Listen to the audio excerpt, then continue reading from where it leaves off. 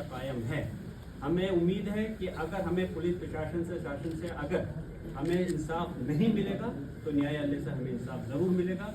उसकी लड़ाई हमने संसद के अंदर और विधानसभा में मजबूती से लड़ी है और इंशाल्लाह हम पूरी कोशिश करते हैं कि उसका भले ही खामियाजा मुझे भी भुगतना पड़ा कि मेरे खिलाफ भी मुकदमा, मेरे वालिद साहब के खिलाफ मुकदमा, हमारे विधायक जी उनके बेटे के खिलाफ मुकदमा लिखना एक ये चीज़ जाहिर करता है कि पुलिस और प्रशासन अपनी जो नाकामी है या जो करतूत है उसको छुपाने के लिए इस प्रकार की ये चीज़ें करी गई हैं और हम चाहते हैं कि हमारे लोगों को इंसाफ मिलना चाहिए, वो भी इस देश के अंदर। आप स्थानीय सांसद हैं, आपको इतना समय क्यों लग गया अपने इलाके में आने में? मैं गुजारिश करूंगा कि काश आप ये भी दिखाते अपने चैनल पर कि जिस प्रकार से यहाँ पे लोगों की जान ली गई है उनके खिलाफ क्यों कार्रवाई नहीं की गई। आप ये सवाल पुलिस प्रशासन और सरकार से करते तो मुझे खुशी होती। आप इस देश का चौथा स्तंभ हो। मैं सिर्फ इस पॉइंट ऑफ व्यू नहीं, यहाँ पे हम लोग राजनीति करने नहीं है।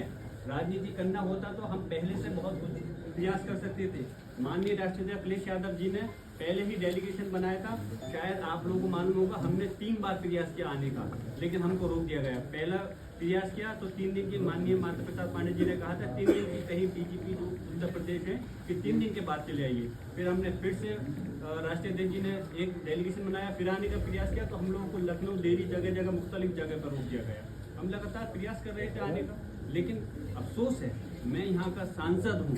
यहाँ का सांसद होने के साथ साथ मैं यहाँ का निवासी भी हूँ। मुझे भी आने के लिए क्यों रोका गया? मैं अपने लोगों के दुख में दर्द में शरीक होना चाहता था, मैं उनके गम में शरीक होना चाहता था, उनकी परेशानी को समझ कर करके मैं चाहता था उनको इंसाफ मिल सके, लेकिन अफसोस है यहाँ आने नहीं दिया गया।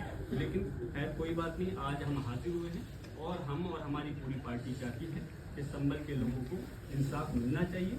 जो उनके साथ ज्यादती हुई है, जो जुल्म हुआ है, उसके खिलाफ आवाज़ उठनी चाहिए। जब पुलिस ये कह रही हो कि ही आपस में मर गए लोग, गोली मार दी आपस में, आपको क्या लग रहा है कि वाकई दोष है कि पुलिस की तरफ से ऐसी इस प्रकार की बातें आने पर जिसका कि औचित्य कोई मतलब नहीं मिलता। मैं आपसे पूछता हूँ, अगर इस बात को आप लोग सच मान सकते हैं तो मैं ठीक है इस बात को भी सच मानूंगा कि लोगों की आपस की गोली से मृत्यु हुई।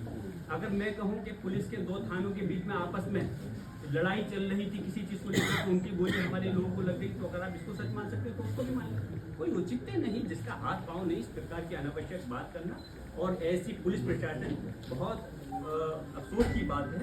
और मैं कह रहा हूँ, मुझे ये बताइए कि पुलिस प्रशासन ने यहाँ पर हमारे लोगों के हाथ में पत्थर तो दिखाए कि जो पत्थर चला रहे हैं, क्या एक भी व्यक्ति के हाथ में ये दिखाया किसी के हाथ में कोई असला था? कोई वीडियो दिखाई? उनके तो ड्रोन कैमरे भी चल रहे थे, क्योंकि हमारे लोगों ने कोई तैयारी नहीं थी। सिर्फ वो वहाँ पर गए थे इसलिए कि क्यों दोबारा से सर्वे किया जा रहा है, इस चीज़ को जानना चाहते थे। उसके एवज में उनको पता नहीं था कि इस प्रकार का हमला उन लोगों के ऊपर, जो निहत्थे लोग वहाँ गए थे, ऐसी कार्रवाई हो जाएगी और हमारे 5 लोगों की जान ली जाएगी। जान तो सिर्फ 5 लोगों की गई है, लेकिन घायल 2 दर्जन से ज़्यादा लोग घायल हैं जिनके ऊपर हुआ है। अफसोस है कि जैसे अभी हमारे लाल बिहारी साहब, हमारे नेता प्रतिपक्ष विधान परिषद ने कहा कि उन्हीं के गोली लगी और कोई मुकदमा अभी तक नहीं। कैसे हम लोग करें? जो लोग मुलजिम हैं, जिनके हम उंगली उठा रहे हैं कि उन्होंने गोली चलाई है, हम कैसे उम्मीद करें कि हमें इंसाफ मिलेगा? लेकिन हम फिर से मैं कहता हूँ, हमें इस देश के संविधान पर, न्यायालयों पर भरोसा है, हमें उम्मीद है कोर्ट से इंसाफ हमें जरूर मिलेगा। उनको लेकर क्या कहेंगे? चोरी की एफआईआर है, हिंसा को लेकर भी एफआईआर है। कल को ये भी कह सकते हैं कि पुलिस का डंडा खो गया तो उन्होंने सांसद जी ने चुरा लिया।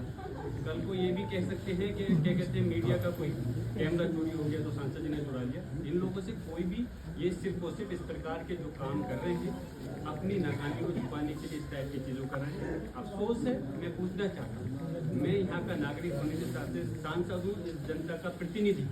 अगर जनता ने मुझे चुन करके भेजा है, अगर मैं उनमें हो रहे जुल्म की आवाज़ मैं नहीं उठाऊंगा तो कौन उठाएगा?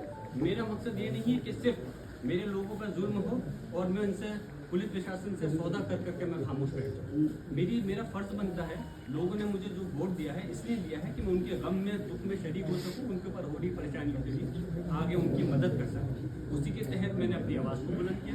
उस आवाज़ को दबाने के लिए पुलिस प्रशासन ने इस काम किया। मेरे खिलाफ छोटे मुकदमे लिखे हैं, जैसे माननीय अभी हमारे राष्ट्रीय अध्यक्ष जी ने भी इस बात को कहा है, अखिलेश यादव जी ने, कि जब मैं वहाँ मौजूद नहीं था तो कैसे ये घटना घट गई और कैसे मेरे पर मुकदमा लिख गया।